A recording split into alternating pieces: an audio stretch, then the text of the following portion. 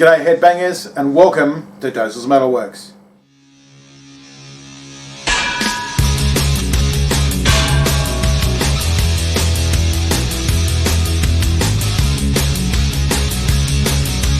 Welcome back metalheads. It's been a few weeks. I haven't done videos because first week Rex was up in Sydney doing who knows what. He can be very shady sometimes. Second week, last weekend, I had a wrestling show down here in Canberra, well technically across the border. So that was a great show, made some new mates, so shout out to all the wrestling guys from Melbourne that are up here, especially Matt Graves, bunch of awesome people, boys and girls. So cheers to you guys. Anyway, this week, because I haven't been around for a few weeks, I'm going to do 2 countdowns for you, because I want to give you the love. So anyway, the first one is going to be a reasonably quick one. Now this list is my top 10 EPs. Now because a lot of these EPs will only have 2 tracks to 8 tracks or whatever, depending on the band, I'm not going to go through every single EP and saying this is my favourite track, blah blah blah blah blah, like I usually do with normal countdowns. I'm just going to say the name of the band, the name of the EP, the year it was released, and maybe a tidbit of information. Anyway, so we'll start off. First one is Dawn of Battle by Manowar, released in 2002.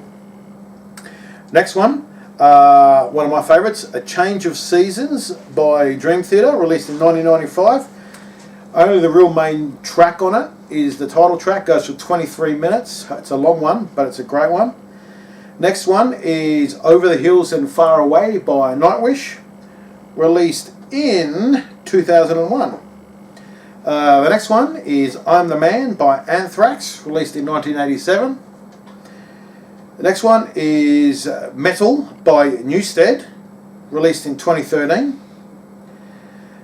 Next one is Haunting the Chapel by Slayer, released in 1986.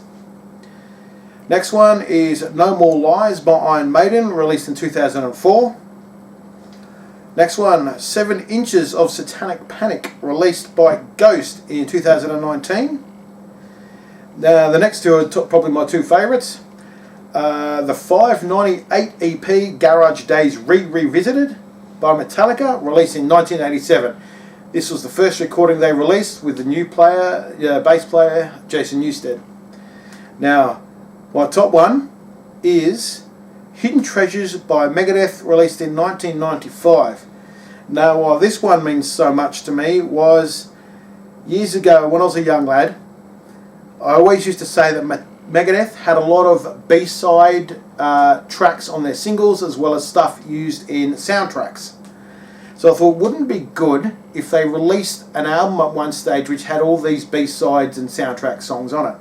Anyway, lo and behold, 2 weeks later, we'll walk into the music shop and there's Hidden Treasures sitting there right in front of me with every single song that I ever wanted. So as soon as I got paid next, bang, give me yoink, and that was it. So yeah, anyway, that was my top 10 EPs, so get into them. Right, now the second part of today's video is my top 10 albums from 2000. Now, I'm telling you this right now, this wasn't the easiest year. Anything 2000 onwards for me is a bit difficult to try and find songs because I really like the older stuff. But did what I could and I actually found a top 10. But like usual countdowns, sometimes I might have listened to the album once or twice and haven't been able to nail down a single track that I will consider a favourite and stuff like that. So do what I can there. Anyway, starting off at number 10, we have The Beast Divine by Cemetery. Listened to the album a couple of times, nothing real stood out for me there.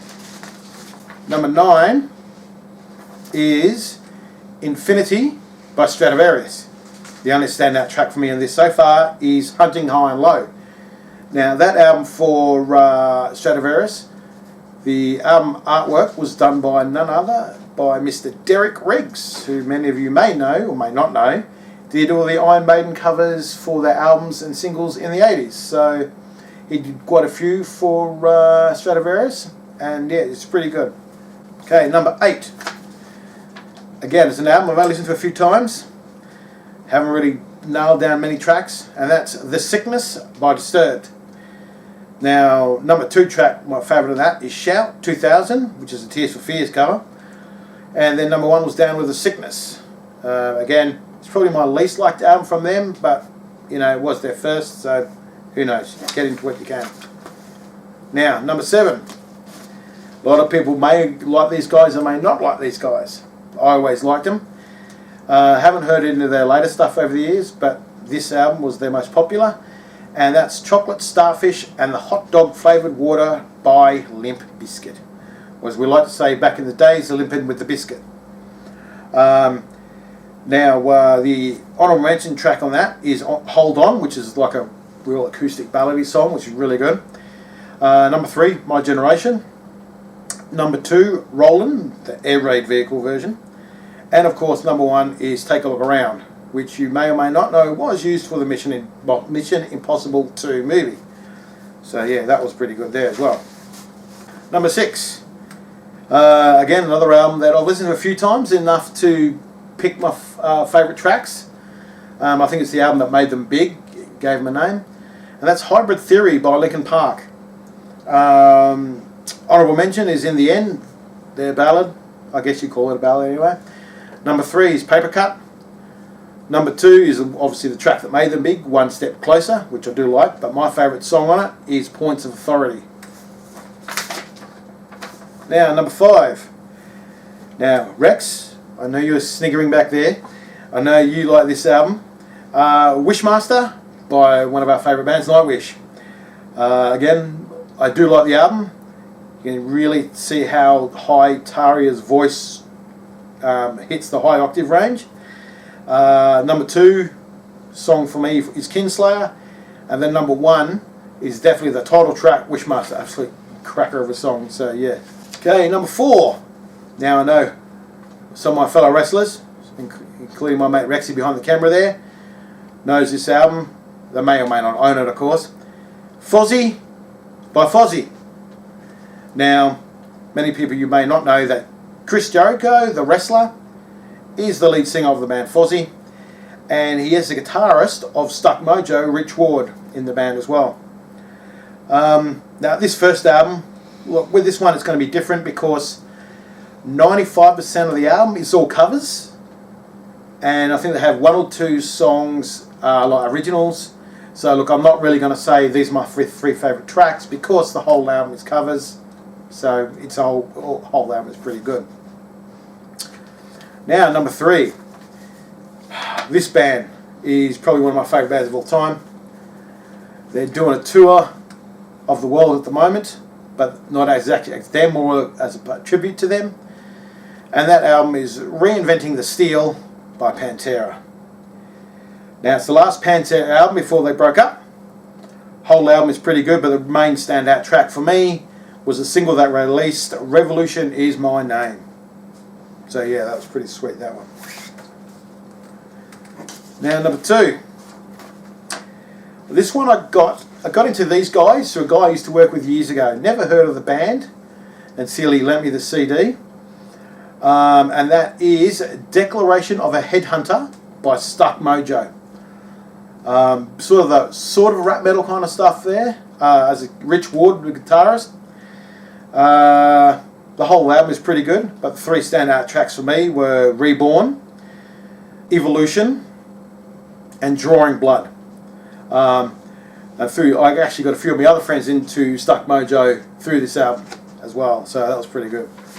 Now, number 1, of course, this album I have proudly on display here, is Brave New World by Iron Maiden. Okay, well, it's Maiden, so you can't go wrong anyway, so there. So, this album was great. The whole album is good, so the honourable mention is pretty much the whole album, or the rest of the album, but my standout tracks were The Fallen Angel, number 2, Out of the Silent Planet, and The Wicker Man, which at one stage when I was wrestling was my entrance music, so that's pretty sweet there.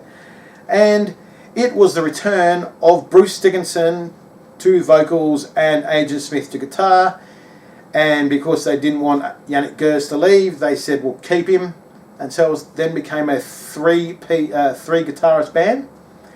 And yeah, a lot of Maiden fans out there said they lost everything after, the 80s. But to me, out of all their post 80s era albums, this is definitely my favourite. The whole album is great, and yeah, that's number one. Now that's my countdown, double countdown for this week. And like and subscribe to the channel if you like what you see. And until next time, mosh on.